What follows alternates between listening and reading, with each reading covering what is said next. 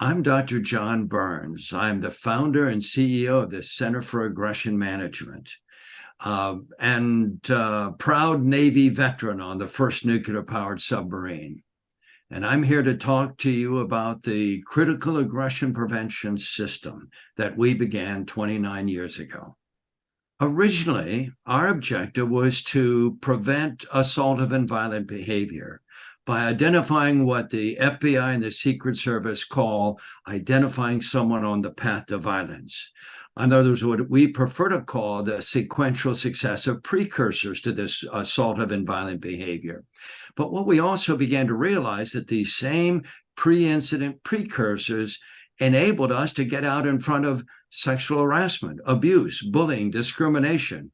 And more recently, we've actually identified that we can get out in front of identifying an insider cyber attacker, someone who a month ago was worthy of your trust, a week ago became disgruntled, or worse yet, compromised, and today intends to be treacherous. How do you identify that person as they make this transition? Turns out that our system enables people to actually accomplish that, where prior to now that hasn't been available.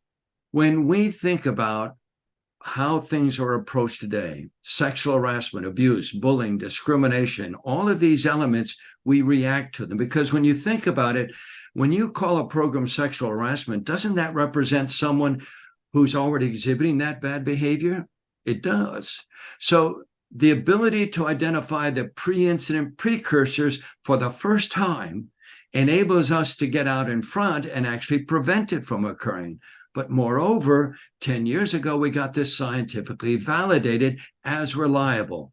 Further, our ability to not use culture, gender, education, age, sexual orientation, or religion, and we do not use mental health assessments. They're notoriously inaccurate. They are too subjective. Because we don't use those things, we can do this without violating HIPAA regulations in our hospitals and healthcare. We can do this without violating FERPA on our school campuses. And most importantly, we can do it without violating the Civil Rights Act of 1964, which enable us to record and track this aggressive behavior with a certain impunity. That's unheard of today. Steve South, I can't say enough about this gentleman. He started me on a path. I was a training company for 20 plus years trying to figure out, what do I do next? I knew that I needed to scale myself up. I needed to have an app and a dashboard and a learning management of online courses, but I had no clue as to what to do. So I went to Steve. He was open-armed. He allowed me to just sit and chat for a while, boring him with all of my details. And he was able to begin to direct me based upon the uniqueness of what I had to offer. And by doing so, he was able to get me in front of the Veterans Entrepreneurial Initiative, as well as the UCF's Entrepreneur Excellence in Entrepreneurship. That course that I went through was critical in helping me understand, because I'd been a trainer all these years, but now I needed to become a technology company. So I declared myself to be a startup. And even though I had all these 20 years or plus in experience, I needed to act like a startup. And he helped direct me in this way. Plus, the SBA, understanding going to become a VOSB, a veteran-owned small business. All of these pathways, doing that critical, the capability statement, building this thing that enables me to present myself to the military, to the federal government, has been huge in helping me make this transition from a training company into a technology company. How have I progressed after working with Steve and the team? Well, first and foremost, anybody who has gone through COVID and survived, that's huge in itself. But COVID, for me, most of my clients were hospitals. And of course, hospitals became overwhelmed when COVID hit and had no interest in chatting with me. So I used that time to build this app and build the dashboard and build the learning management, the online courses, so I could truly scale myself up.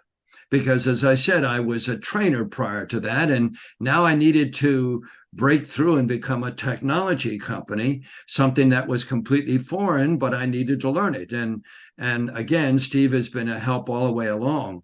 So we were able, finally, at the end of COVID, as we began to emerge out of COVID, we acquired the very first big client that'll be using our entire system, the CAPS mobile apps, the CAPS dashboard, so that it all can be recorded and tracked. And remember, because we don't use mental health assessments and we don't use culture, gender, education, age, sexual orientation, or religion, we can record and track with a certain impunity. So we have the system in which to do that.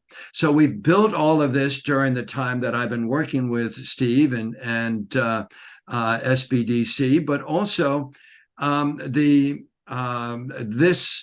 when this gets fully implemented, and we've just completed all of the approvals, it took well over a year to get all of the approvals by all the departments and everything else. And now we're very slowly beginning to roll it out. When it is fully rolled out, we have over 80,000 employees, 23 hospitals, 830 ambulatory facilities. The revenues, when fully implemented, and that may take 3 or 4 years to accomplish, will be well over $1 million of revenue generated from that client alone. And now, of course, we're going out for others. We have a food company, distribution company, 4,500 employees, and that'll generate over $100,000 in revenue just on its own. So we're just now beginning to build this company from a revenue perspective, since we've gone for quite some time without revenues. It's wonderful to start building it, but clearly I wouldn't have been nearly at this location with this technology, the ability to fully scale up, no matter how large the company, no matter how diverse the company is all over the world, because we use only human-based types of indicators. So no matter where you are, no matter what the culture, these indicators will work for you. And so we need that scalability, and now we're able to have it and utilize it. So often as entrepreneurs, we tend to be sole individuals working on our own, trying to make things work. We may actually have employees, but we still too often find ourselves alone with our own thoughts, trying to come up with answers. The air tends to get a little thin where we are. And to know that there is a team of people that care about us, that care where we are and how to help us, how they can help us achieve the best that we can be, is huge. So the ability to have this team has been a remarkable advantage to building this, what may one day be a colossal. I've often had investors refer to the potential of this critical aggression prevention system as being a unicorn kind of idea. So unique, it's referred to this mystical unicorn because it represents $1 billion type of idea. In fact, I've actually had an investor refer to this as worth a herd of unicorns. But because when you think about how it could be applied across the world to help people feel safer, and from a productivity standpoint, remember, according to Abraham Maslow, if you don't feel safe, then nothing else can really be achieved. And our capability to make people feel safer and feel like they can trust people better will enhance teamwork, leadership, loyalty, productivity, performance, and profitability. And all of this is with the help of this amazing Apex type of team.